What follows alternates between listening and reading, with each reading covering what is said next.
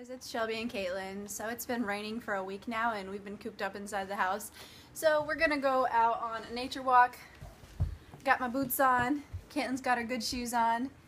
So let's go out walking.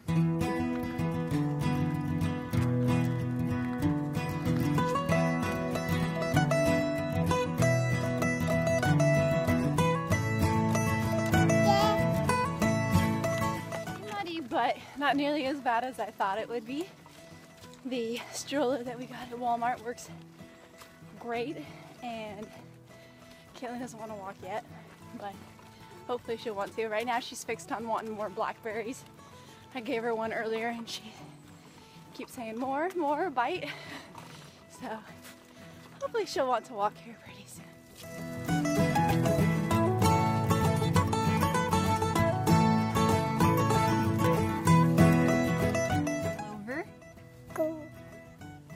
Does the clover smell?